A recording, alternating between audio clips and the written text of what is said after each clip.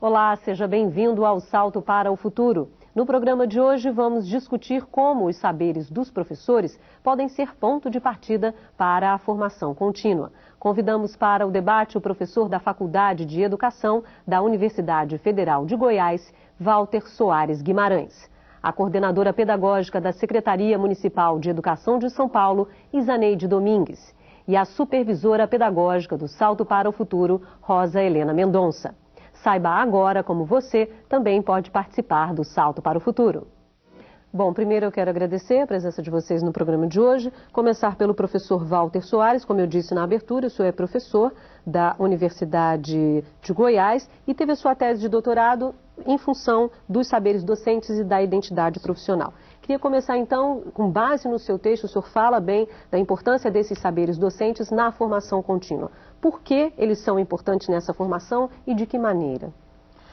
Pois é, boa noite. Eu agradeço o convite para estar nessa mesa junto com as colegas, a Rosa e a Isaneide, e para discutir esse tema tão importante da formação continuada.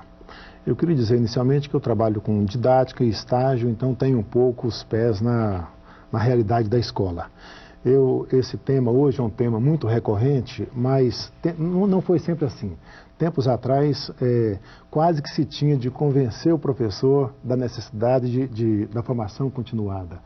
Tinha-se um entendimento de formação do profissional como algo acabado, como o profissional pronto, né? Hoje, essa situação é mais confortável porque já há um convencimento de que é necessária a formação continuada, dado o contexto de mudanças sociais, mudanças na escola, as exigências que se faz pelos alunos, pelos pais, ao professor, à escola de maneira geral. Além do mais, devido aos avanços do conhecimento nessa área de formação de professores, a questão da interdisciplinaridade e assim por diante. Então as pessoas se tornam mais flexíveis, mais tolerantes com perspectivas diferentes e vão vendo a necessidade de se atualizar constantemente, né?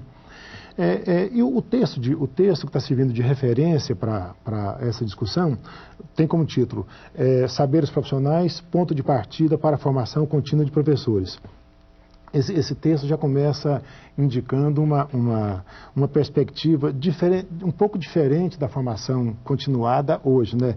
Então, diferente sobre dois aspectos. Primeiro, a referência para a formação continuada do professor não é o que o professor não sabe, não tem aquela perspectiva de capacitar o professor, assim por diante, mas são os saberes profissionais do professor como ponto de partida.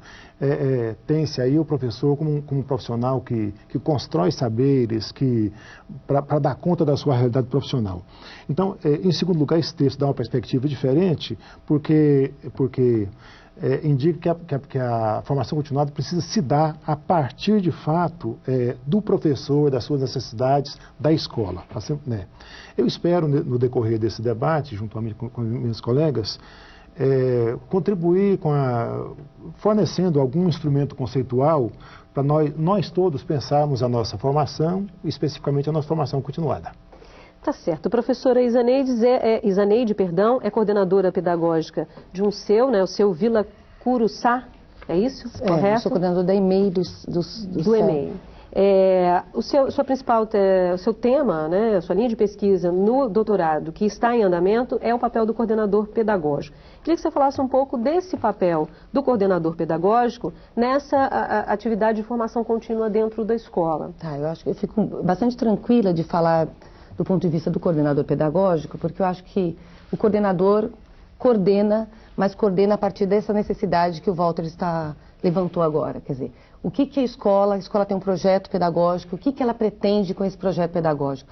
E o que o professor, que tem os seus saberes, que constrói esses saberes no decorrer do seu trabalho, ele entende que precisa melhorar, o que precisa transformar, o que precisa pensar. Tá, o que precisa refletir. Então, pensar projetos de formação continuada é pensar na necessidade do professor, é pensar nesses saberes do professor, aonde ele está e para onde ele quer ir. E a escola, particularmente a escola no município de São Paulo, tem possibilidade de a gente fazer essa reflexão, tem espaço para isso. E, portanto, a gente tem construído projetos interessantes, importantes e que eu acredito que tem ajudado os professores. Mas tendo como base o quê? esses saberes do professor, porque é na escola que ele que desenvolve a prática dele, né? E como é que o coordenador, atua nessa articulação com os professores? Ouvindo esse professor, né? Fazendo o levantamento dessas necessidades, né? Levantando isso também com a comunidade, trazendo isso para a discussão com os professores e levantando com os professores os projetos que eles acham interessantes, que acham importante para o desenvolvimento daquela concepção de ensino, daquele trabalho naquela localidade. Então, o trabalho do coordenador é esse, né? De gerir esse espaço de formação, mas partindo do quê? Desse diálogo e dessa audição ao professor. Nessa instituição que você está, são esses os desafios que você encara? Sim, são esses os desafios. Não é uma coisa absolutamente tranquila, mas é uma possibilidade que tem direcionado o nosso trabalho.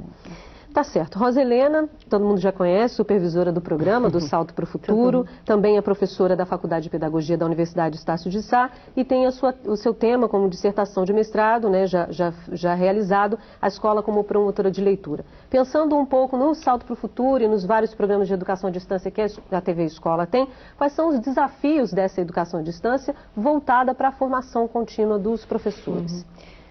Bom, boa noite. Os desafios do Salto, Bárbara, você também conhece, porque também vivencia, né? Eu acho que a gente podia talvez centrar em 3 verbos, que seria assim, conhecer, ouvir e trocar, né? É conhecer quem são esses professores. Assim, é uma coisa bem até pretensiosa, você querer dialogar com os professores do Brasil inteiro, né? De várias regiões do país, com realidades diferentes. Tentar ouvir esses professores num meio que foi pensado, né, para ser um meio unilateral. Quer dizer, a TV não foi um meio pensado, ela vem se modificando, ela vai passando por transformações, mas ela é um meio pensado a partir de um centro de emissão, né? Então a gente vai ter que usar outras tecnologias, como telefone, fax, e-mail, para estar junto desses professores, ouvindo esses professores. E trocar, na medida em que a gente vai conhecendo projetos, nesses anos todos de programa, gravando nas escolas, tentando captar, assim, não uma realidade, mas pelo menos uma parcela dessa realidade, desse trabalho que é feito nas escolas, para que a gente possa ter um painel, ainda que superficial, do que é essa realidade das escolas brasileiras, de como elas são diferenciadas, né, por regiões, por escolas mais nas áreas mais rurais, escolas nos grandes centros urbanos, as diferenças, as especificidades, e poder trocar com esses professores. Quer dizer, eu acho que o que a gente consegue muitas vezes é muito mais criar uma falta, né, para que o professor busque estudar, pesquisar, olhar a bibliografia que é sugerida no site, do que propriamente responder, que eu acho que eu já estou até falando demais, nesse breve espaço de tempo da televisão. Pensando um pouquinho, você também é pesquisadora da área de comunicação e educação. Como é que você vê o uso da televisão de uma maneira geral, na sala de aula, como um instrumento de formação para a formação contínua do professor? Eu acho que cada vez mais a TV, as pesquisas mostram, os últimos dados do IBGE, a TV é o eletrodoméstico que está mais presente nos lares, a nossa população gosta da TV, a gente tem uma TV forte. Pensando na TV comercial, ela já está na vida das crianças. O nosso desafio aqui é fazer, através de uma TV escola, de uma TV educativa, uma programação que permita também esse uso para a formação do professor. Mas, além disso, eu acho que essa interface vem mostrando, quando eu vim trabalhar aqui na TV há anos atrás, né, o que eu conhecia de TV? Muito pouco, como pesquisadora, com a leitura de alguns textos teóricos. A gente aprende na prática, né, e tem uma troca, assim como vocês também na área de jornalismo, vão fazendo uma imersão nesse mundo da educação, né, para que haja já numa formação contínua, porque não tem hoje ainda uma formação específica, alguns cursos já apontam para essa interface, mas na verdade a nossa formação ela é em serviço, ela se dá em serviço, nos embates, nas concordâncias, nas discordâncias, né? Ela se dá nessa forma, quer dizer, eu acho que nós todos aqui passamos por um processo permanente de educação continuada. Tá certo, a gente já tem uma participação no programa de hoje, da Maria José, do Maranhão. Olá, Maria José. Olá, sou Maria José Barreto, do Teleposto de Bacabal, Maranhão. No boletim, página 39, fala: os saberes agrupam-se em saberes disciplinares, saberes pedagógico-didáticos e saberes da cultura profissional. E que os professores ensinam não só o que sabem, mas também o que são. Gostaríamos de ouvir comentários da atuação do professor em relação a esses tipos de saberes. Boa noite e obrigada. Obrigada, Maria José, mais uma vez pela sua participação aqui no programa. Eu espero você amanhã no último programa dessa série, tá bom? Professor, fique à vontade porque ela faz referência, claro, ao texto, né, que o senhor escreveu. Então, eu coloco aí 3 saberes. Na verdade, os saberes profissionais do professor são uma maneira de tentar aglutinar, de tentar agrupar esse conjunto de saberes do professor. Na verdade, é muito mais fácil a gente defender que os professores, que o ofício docente é um ofício pleno de saber, do que dizer quais são esses saberes. Então, dizer que são saberes disciplinares, pedagógicos, didáticos, da cultura profissional, é uma forma de tentar aglutiná-los, né? O que eu queria chamar a atenção dizer o seguinte: na verdade, em última instância, saberes disciplinares nós sabemos o que são, mas se a gente for dizer o que são, na verdade, isso para o professor, poderia dizer assim, olha, o professor, na verdade, ele detém ou ele desenvolve saberes relativos ao planejamento e à gestão da matéria, do conteúdo que ele ensina, formas de planejar, formas de administrar essa disciplina, de avaliar, assim por diante. Não saberes relativos, são saberes disciplinares, relativos à gestão e ao planejamento dessa disciplina. Saberes relativos à gestão da sala de aula, são saberes que eu chamo de pedagógico-didáticos. Eu diria, o ritmo da sala de aula, a forma de chamar a atenção do aluno, maneiras de explicar e assim por diante. E também saberes pedagógicos didáticos, referentes ao ser e estar na profissão, referentes a uma certa adesão profissional do professor. Esse último tipo de saber profissional, eu acho que há uma certa inovação nisso, porque normalmente, muitas vezes, os cursos de graduação, os cursos de licenciatura que formam o professor, nem sempre incentivam, nem sempre destacam muito a vantagem, as possibilidades de vantagem de ser professor, né? Então, facilmente, esses cursos podem não contribuir para que o professor resista a uma certa desqualificação da profissão e assim por diante. Então, são saberes relativos à adesão profissional, à cultura profissional. Tá certo, a gente já tem alguns e-mails também. O primeiro é do pessoal da equipe do NTE, da TV Escola de Anápolis, em Goiás, e eles fazem a seguinte pergunta, Isaneide: o boletim destaca a importância do coordenador pedagógico na formação continuada do professor. Mas como mostrar a este profissional a sua importância para a atuação do professor, já que ele tem que fazer serviços burocráticos e de assessoramento aos alunos? Como é que você vivencia isso? É a função também do coordenador pedagógico ter essas questões burocráticas muito presentes nesse dia a dia dele, ou o foco é o professor? Ou deveria ser? Eu entendo que as questões burocráticas que acontecem, embora ainda aconteça num número superior àquilo que nós desejássemos, ela também tem uma função pedagógica. Então, o coordenador tem que ver qual a necessidade dessa demanda de papéis e de diários, de tudo aquilo que possa estar impedindo o professor de estar refletindo sobre sua prática. O que é importante? Uma outra coisa é pensar no tempo que esse professor tem para refletir. É o coordenador que vai pensar nisso. Quer dizer, se eu tenho reunião pedagógica, que espaço que eu uso para o professor refletir, para ele discutir sobre as questões burocráticas que ele tem que fazer, mas é o coordenador que vai estar articulando isso dentro da escola. Então, eu diria para você que isso depende de região para região. Então, existem regiões como São Paulo, por exemplo, que nós temos, além das reuniões pedagógicas, nós temos reuniões para articulação do projeto político-pedagógico, nós temos reuniões de formação dentro do horário do professor. Então, essa gama de possibilidades permite que o coordenador articule todos esses momentos. Tem que romper com uma cultura também, você não acha? Assim, uma cultura de colocar o burocrático, muitas vezes, para além das questões pedagógicas. Priorizar a questão burocrática em função da questão pedagógica. Eu acho que a escola vem mudando. Eu fico pensando, o que seria esse burocrático que o professor aponta, né? Porque se for o burocrático, a caderneta do professor, por exemplo, eu não entendo isso como um burocrático, mas como organização do trabalho pedagógico, né? Então, se o burocrático é o preenchimento do boletim do aluno, também não entendo isso como burocrático. Então, de município para município, de estado para estado, isso tem um peso.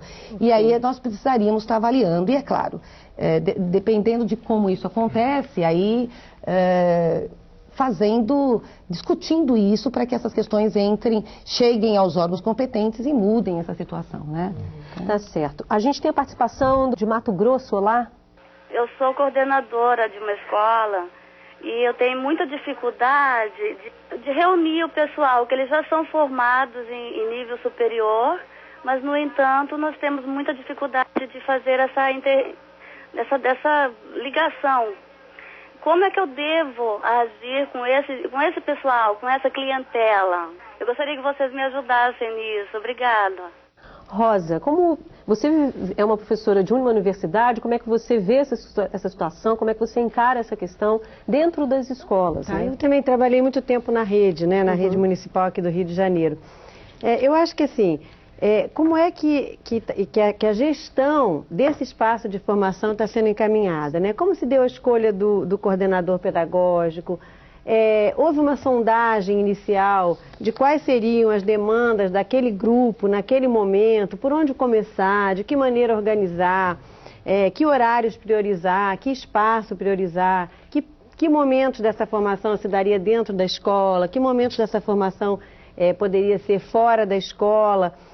Eu acho que se você conseguir, de alguma maneira, fazer essa sondagem, ouvir, sem democratismo, mas realmente assim, é muito difícil aceitar um trabalho que vem de cima para baixo, que não é exatamente o que aquela escola está precisando naquele momento, não responde aos anseios daquele professorado. Eu acho que uma vez colocado isso, tem que ter um tempo também para a adesão dos professores. Porque a gente sabe que a escola pública, eu acho que assim, é o espaço da democracia democrático por excelência. A gente tem professores concursados que professam diferentes crenças religiosas, que têm diferentes hábitos culturais, que são pessoas oriundas de diferentes camadas da sociedade. Esse é o grande desafio, é muito diferente de uma escola, por exemplo, particular, onde você compõe um quadro e quem não está adequado àquele quadro vai ter que procurar um outro espaço de trabalho, né? O desafio democrático justamente é esse, né? Não é fácil, mas eu começaria por aí, né? Eu acho que depois, se a gente tiver tempo, né, outras pessoas podem também falar. Bom, depois do intervalo vamos saber o que os professores pensam sobre a profissão e sobre a formação contínua. Até já. O que é ser professor? Quem é esse profissional que tem o compromisso de contribuir para a formação de crianças, jovens e adultos? Na reportagem vamos saber como os professores se definem, como avaliam essa profissão e o que pensam sobre a formação contínua.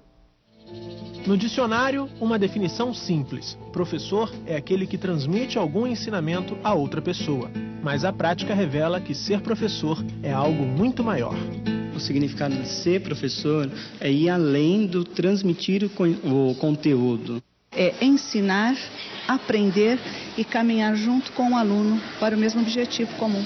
Para o pesquisador Antônio Novoa, da Universidade de Lisboa, os avanços tecnológicos e as mudanças sociais vêm exigindo um novo perfil do profissional da educação.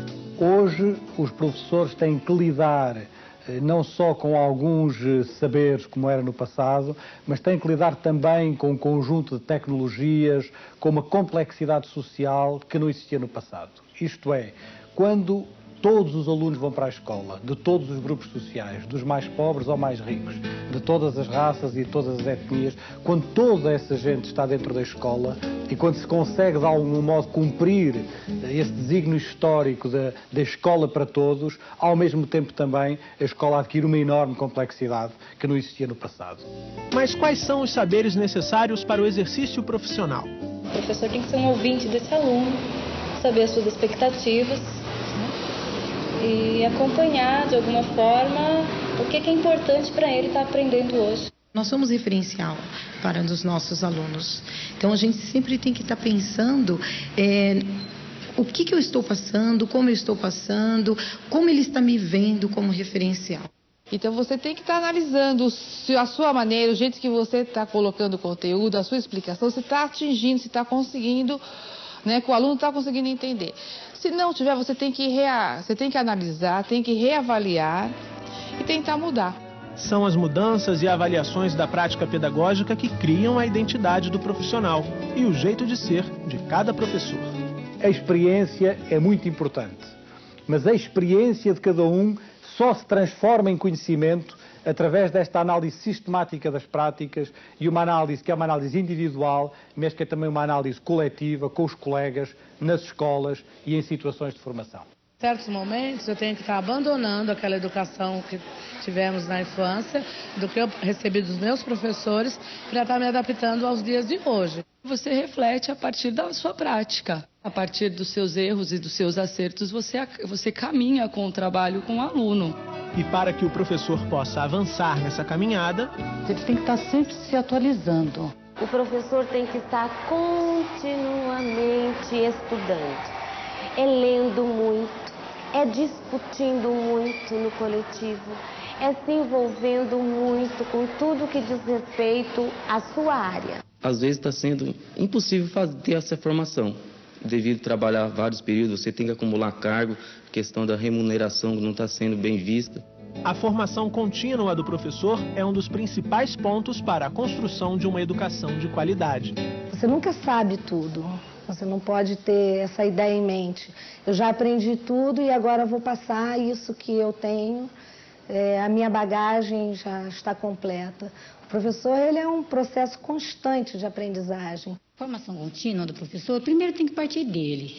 Ele tem que ter vontade, ele tem que ler, ele tem que se informar, ele tem que investir na sua formação. Estas práticas de formação continuada devem ter como polo de referência as escolas. São as escolas e os professores organizados nas suas escolas que podem decidir quais são os melhores meios, os melhores métodos e as melhores formas de assegurar esta formação continuada.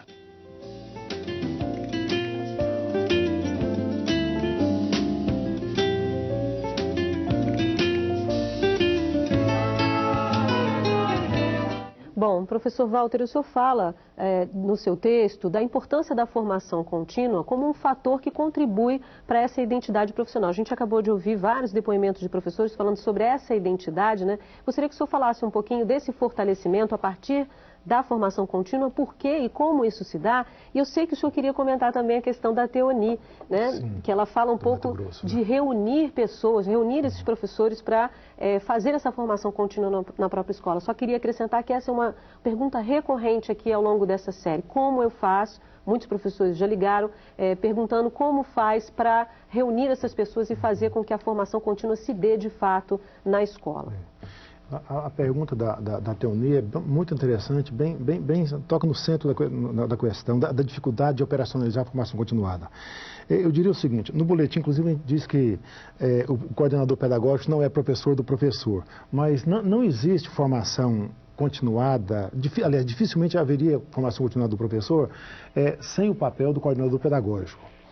E eu queria insistir num ponto que a escola tem momentos fortes que podem ser canalizados para a formação continuada. Os processos de planejamento, as reuniões pedagógicas, os conselhos de classe, as reuniões de pais, assim por diante. Mas eu quero destacar um aspecto que passa despercebido muitas vezes, é que a formação continuada do professor na escola, ele tem um traço também não formal. Então, o modo como o coordenador ajuda os professores a intelectualizarem, a compreender, a explicar os problemas da sala de aula, as dificuldades do dia a dia, isso vai contribuindo para que o professor também pense diferente, também vá se formando continuamente, né? Tá certo? Esse é um ponto que eu penso que às vezes a gente esquece desse traço não formal da formação continuada no dia a dia da escola, e não só através de momentos fortes, né? Com relação a saberes e a constituição da identidade profissional, quando a gente fala de identidade, a gente fala muito falando de identidade para os outros, são as expectativas que a sociedade tem em relação ao papel do professor. Seria as expectativas no sentido dos requisitos do ser professor. E, na verdade, os saberes da profissão do professor são, na verdade, os aspectos mais substantivos, mais perceptíveis do fazer do professor. À medida que o professor atua bem, sabe fundamentar, explicar por que atua dessa ou daquela maneira, ele vai, na verdade, contribuindo para consolidar uma identidade que nem sempre está tão boa no contexto social, devido a outros fatores também, né? Por isso a formação contínua tem a ver com esse fortalecimento dessa identidade. Sim. Ok, a Ciseni de Goiás já aguarda a gente. Oi, Ciseni. Oi, boa noite. Eu falo da TV Escola de Anápolis, Goiás. Como fica a formação continuada do professor, sendo que ele está totalmente desmotivado com a profissão devido às condições de trabalho e à remuneração salarial? E quais os saberes necessários para que o professor possa estar repensando a sua prática? Boa noite e obrigada. Obrigada, Ciseni. Mais uma vez também, você participando aqui do programa. Eu conto com você no último programa da série, tá bom? Isaneide. Bom, Ciseni, uma das questões importantes é quais os saberes necessários. Bom, o professor tem que ter o saber curricular, ele tem que conhecer a disciplina, a matéria com que ele ensina. Acho que é importante ele saber. A formação inicial pode dar base para isso. A universidade vai estar trabalhando com isso, ou o magistério, nível médio, vai estar ajudando o professor. Ele tem, então, um saber metodológico, ele tem que saber como ensinar esse aluno. E isso também é importante e ele vai fazer uso disso para poder ensinar a disciplina.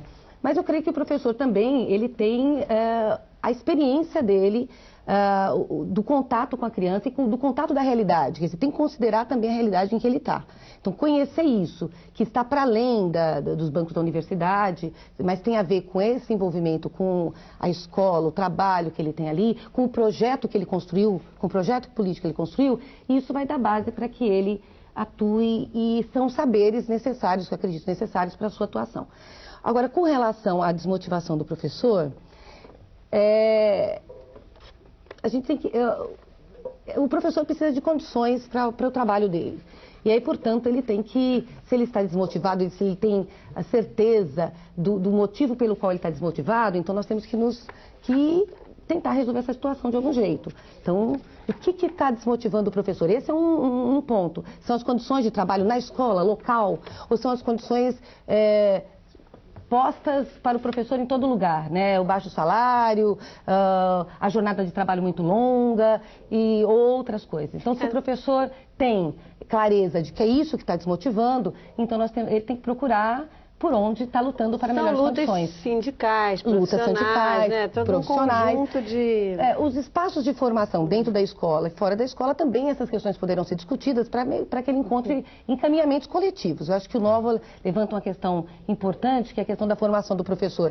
Como pessoa, ele ter vontade de se formar individual, mas ele também participar de um grupo e ter um grupo para poder também esclarecer.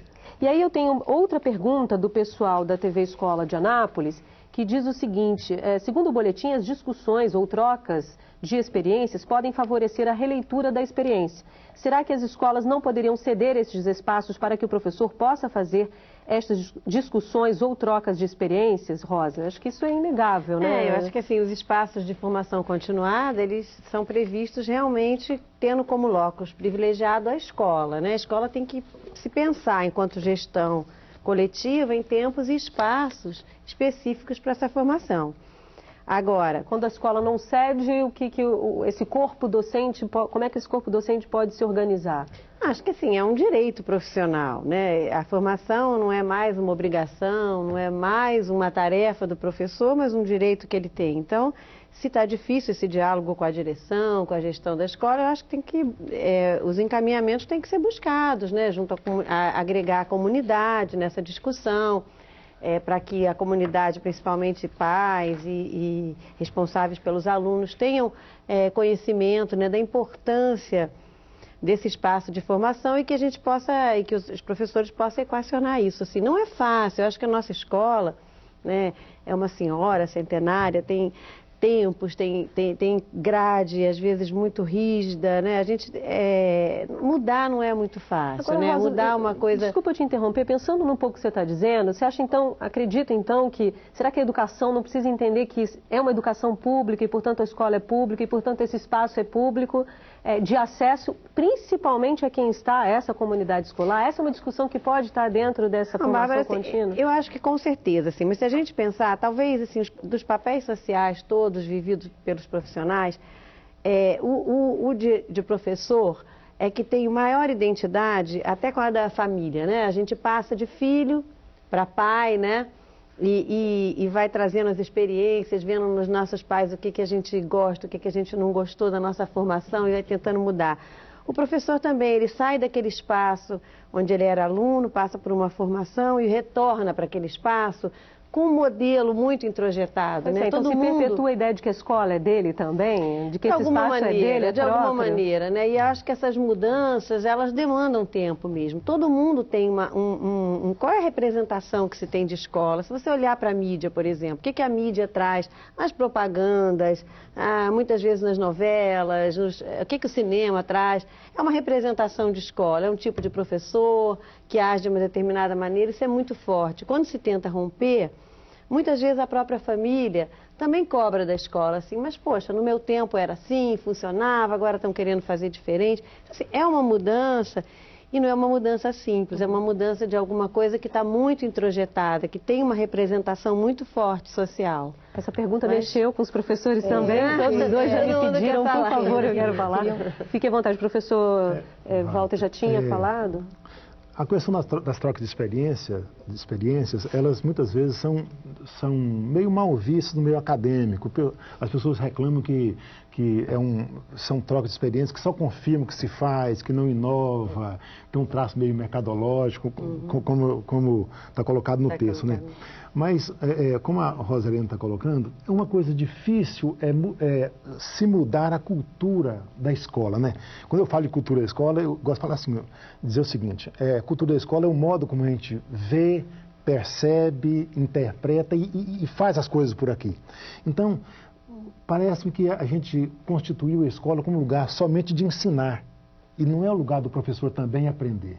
E nessa concepção de que o professor produz conhecimentos, produz saberes, as trocas de experiência, ajudado pelo coordenador, pela coordenadora, pela direção, ajuda muito o professor a repensar a sua prática, a refletir sobre a sua prática. Né? Então, na verdade, é questão de bulir, de mexer um pouco nessa cultura escolar como local somente de ensinar e não de aprender. E evitar que se faça troca de experiência para reafirmar o que se faz, mas para explicar o que se faz e fazer melhor. A Lúcia de Santa Catarina já aguarda. Oi, Lúcia. Que sugestões vocês dariam para reunir todo o corpo docente para uma formação continuada de 15 em 15 dias? Em que horário seria, então? No horário de aula? No intervalo? Com quem os alunos ficariam, dispensando eles um pouquinho antes? Essa é a nossa preocupação, porque nós não conseguimos juntar todo o corpo docente fora do horário de aula. Qual a sugestão que vocês nos dariam? Eu queria juntar a pergunta da Lúcia com a pergunta da Cisenia, que vai no mesmo caminho também. Gostaria de que comentassem apontando caminhos para melhorar o convívio dos professores. E ela diz aqui, nas escolas está cada vez mais difícil a troca de experiências entre colegas, pois o professor está sobrecarregado e não tem tempo para essa troca de experiência que enriquece tanto essa prática profissional. Quer dizer, são questões muito recorrentes aqui ao longo desse programa de hoje, né? Como unir esse grupo para essa formação. Na verdade, a gente tem um enfoque no como, né? E não é fácil mesmo, né? Porque se fosse fácil, todos estariam fazendo. Mas por quê? Porque uma parte desse tempo depende de vontade política. Né? Então, que se tem. Então, depende. Uma outra parte, eu acho que o Walter já tocou quando ele disse, existem espaços, sim, que é os espaços das reuniões pedagógicas, que é os espaços dos conselhos de classe. Então, são espaços que existem, que têm que ser usados para a formação do professor. Agora, reunir todo mundo no mesmo espaço é muito complicado. Eu estou sendo absolutamente sincera, tendo visto que os professores têm acúmulos e esses acúmulos eles têm que ser considerados no decorrer do processo. Mas é possível reunir um número grande, desde que se considere. É isso que se quer? Uma coisa interessante em relação à pergunta anterior é como fazer. Então, se o professor precisa de mais tempo e não se tem esse tempo, uma boa ação é preparar projetos. É o professor preparar o projeto, não esperar que venha nenhum projeto pré-pronto, mas ele preparar um projeto e encaminhar, por exemplo, para a Secretaria de Educação Municipal, estadual, e dizer assim, olha, nós temos um projeto de formação, nós queremos chegar a isso por conta dessa necessidade específica, e aí então encaminhar. Eu acho que esse é um aspecto importante e que com certeza vai ajudar o professor. Bom, a parceria entre uma universidade e a Secretaria de Educação de Petrópolis, no Rio de Janeiro, vem garantindo a formação em nível superior de professores em exercício. Vamos conhecer essa experiência no próximo bloco. Salto para o futuro, volta já. No Rio de Janeiro, uma parceria entre a Universidade Católica de Petrópolis e a Secretaria de Educação e Esportes do município viabiliza a formação dos professores em exercício, com formação em nível médio, no curso de Pedagogia. Firmado em 1999, o convênio já possibilitou a formação de mais de 240 professores da rede municipal. A cidade busca se adequar à Lei de Diretrizes e Bases da Educação. Ao todo, são 133 escolas municipais com mais de 43 mil alunos no ensino fundamental e 1.095 professores. Promover a melhoria na formação dos educadores é uma das orientações da LDB. Para atendê-la, a Secretaria de Educação firmou o convênio com a Universidade Católica de Petrópolis. Posteriormente, logicamente, foi para dar melhor qualidade no ensino, né, e valorizar o magistério. Hoje nós temos cerca de 500 professores, sendo que 247 já se graduaram. A partir de 2003 nós começamos a formar já professores e agora faltam 253 para concluir o curso. Os professores da rede municipal matriculados no curso recebem bolsas integrais. É o caso de Rosemary Anechini, que leciona na Escola São Judas Tadeu. Então a busca é exatamente acrescentar aquilo que eu já tenho na prática em termos de teoria e também tá alcançando uma prática melhorada, uma busca de prática pedagógica mais atual. Atualidade que norteou a construção do currículo do curso de Pedagogia, elaborado em conjunto pela Secretaria de Educação e pela Universidade. E dessa forma, então, fizemos um trabalho que desse conta tanto das diretrizes para a formação de professores que estavam sendo discutidas, como também atendendo à Prefeitura e à Secretaria de Educação, que já encaminhava esse convênio para a capacitação dos seus professores. A valorização das experiências vividas pelas alunas é uma constante nas aulas. Nesse dia, o tema é o projeto político-pedagógico.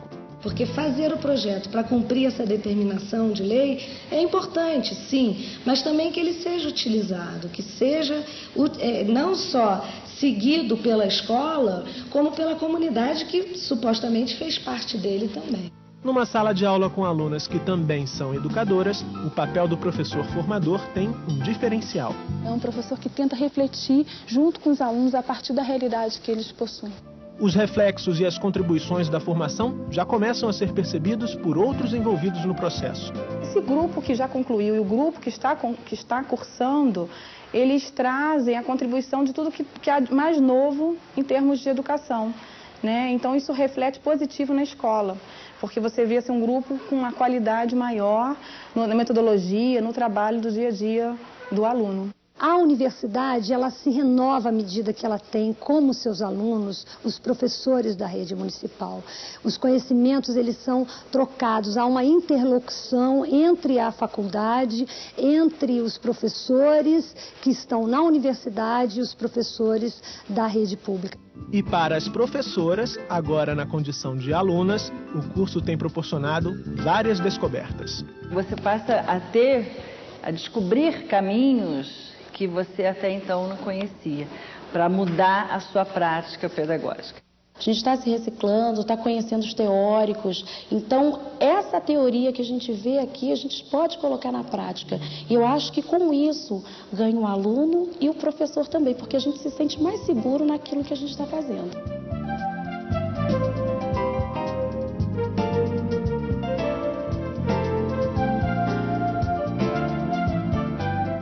Eu queria aproveitar esse vídeo, Rosa, para fazer mais uma pergunta do pessoal da TV Escola de Anápolis, Goiás. Obrigada pela participação de vocês hoje aqui no Salto.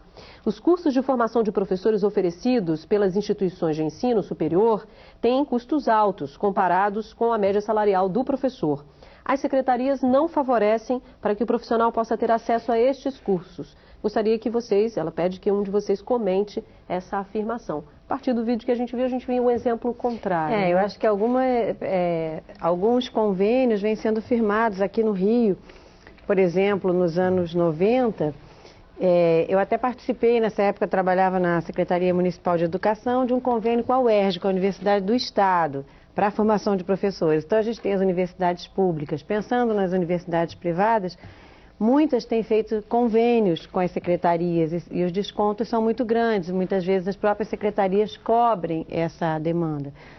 Tem também as possibilidades de formação à distância.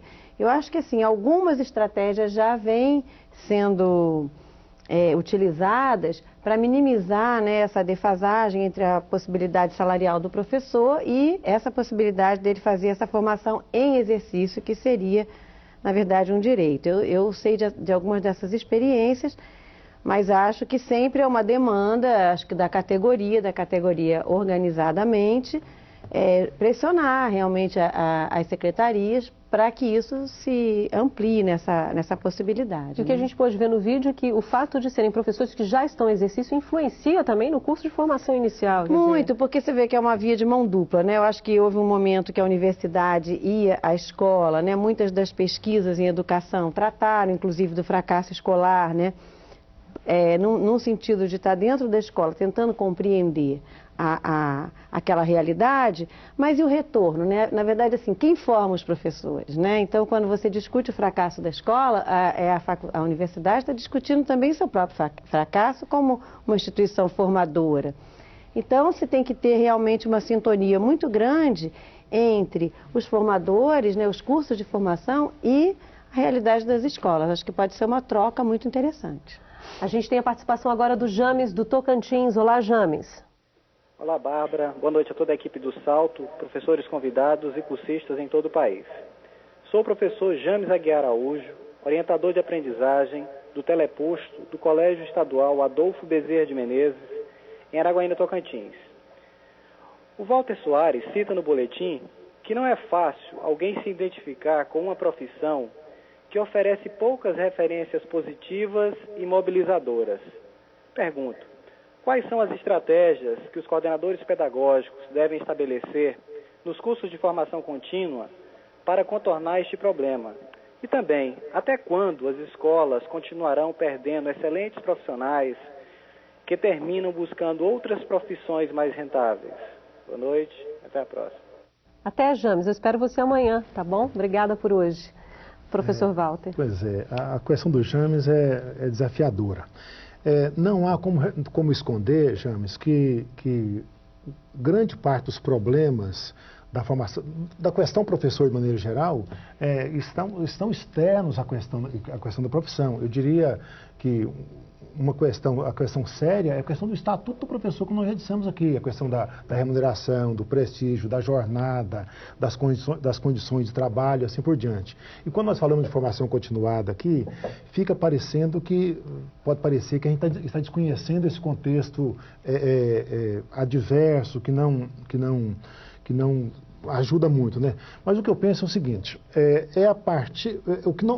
nós não temos poder de elaborar resoluções, portarias para mudar essa realidade. Então, é a partir do que nós temos à mão que nós podemos fazer alguma coisa, trabalhando com os professores para que eles se formando melhor, ressignifiquem a sua profissionalidade e assim por diante. Porque, na verdade, a sociedade não vai estar disposta a pagar por uma profissionalização que ela julga que não merece. Então, na verdade, não é que o professor esteja, não é que é culpa do professor, é um contexto complexo, né? E o problema, como disse, está no estatuto, basicamente, né? Mas eu penso que nós podemos fazer alguma coisa a partir do contexto da profissão, assim por diante, né?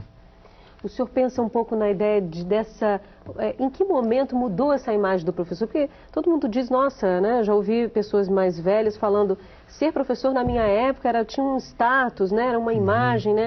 Em que momento houve essa mudança de concepção, essa mudança de imagem do professor? E sei o que é hoje, que disse o James, perdendo para outras profissões, porque tem uma maior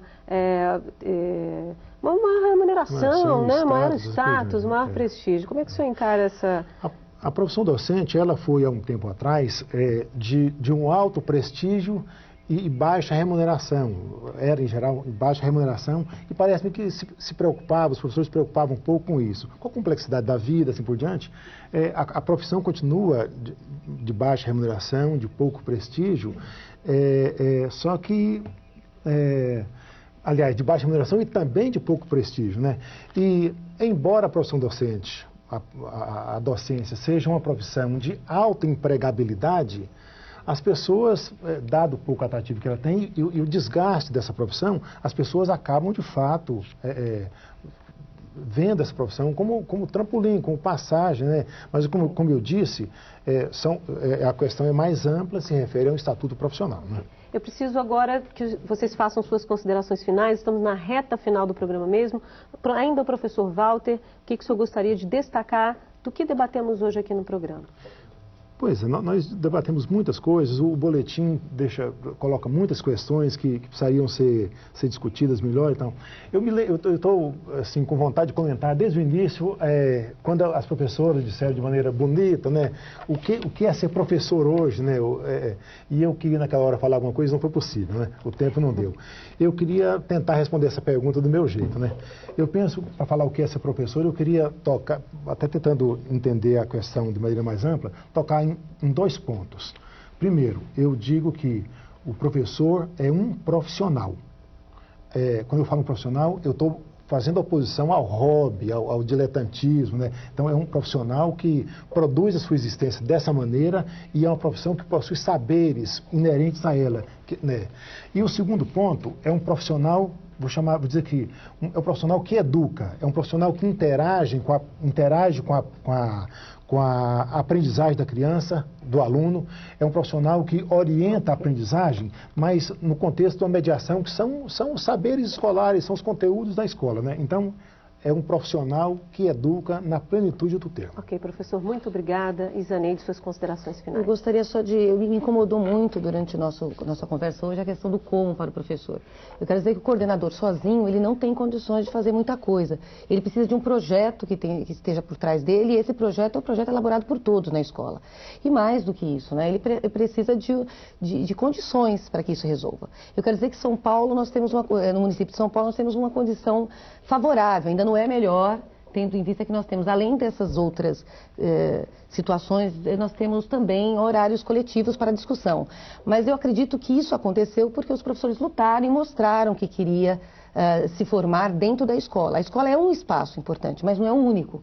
Então, se lá, por enquanto, ainda não tem, as condições ainda não são perfeitas, então, eu acho que é um momento, né, de luta do professor, e eu acho que mostrando para aquilo que ele quer se formar para quê, ele vai dar condições para que as políticas públicas pensem espaços para que isso ocorra de melhor forma. Obrigada, Isaneide. Rosa, seus destaques. Bom, eu queria terminar falando um pouco do compromisso, né? Porque a gente falou um pouco da baixa autoestima profissional, né?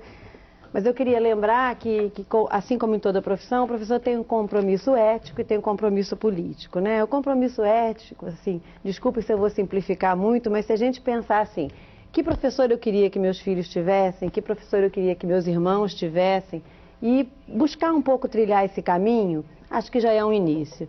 E o compromisso político, a gente ontem mesmo conversava sobre Paulo Freire numa reunião, e dizia o seguinte, a educação sozinha não muda nada, não muda o país, mas a gente sabe também que sem a educação o país não muda. Então, pensando nisso, pensando na potência dessa profissão, talvez a gente não se sinta tão desvalorizado. A questão do fracasso, ela está posta hoje na sociedade. Eu acho que no Brasil os números chegam assim a 50%. E 50% das crianças não estavam nas escolas, agora a gente tem quase que a totalidade das crianças nas escolas, mas 50% não vai bem nas avaliações nacionais, nas avaliações internacionais, mas tem uma escola que está dando certo. Quer dizer, nós aqui no Salto temos procurado um pouco mostrar essa escola que está dando certo, com as dificuldades, com as dúvidas, e existe, né? Então tem 50% dessas escolas que estão dando certo, é pouco, a gente quer a totalidade da população como escola de qualidade, né? E acho que, de alguma maneira, a nossa contribuição como educação à distância, como um canal educativo que atinge milhões de professores, de alunos, é isso, né? Colocar essa possibilidade de discussão e pensar no nosso compromisso. Não é só o professor que está desvalorizado, eu acho que outras categorias profissionais também estão, né? A falta de qualidade está também na medicina, está também na televisão, está também em outras categorias profissionais, mas a qualidade também está aí, é isso que a gente busca. Então a gente tem que fazer o melhor. Obrigada, Rosa. Bom, o programa de hoje fica por aqui. Eu agradeço as participações do Walter Soares Guimarães, professor da Faculdade de Educação da Universidade Federal de Goiás, da Isaneide Domingues, coordenadora pedagógica da Secretaria Municipal de Educação de São Paulo, e da Rosa Helena Mendonça, supervisora pedagógica do Salto para o Futuro.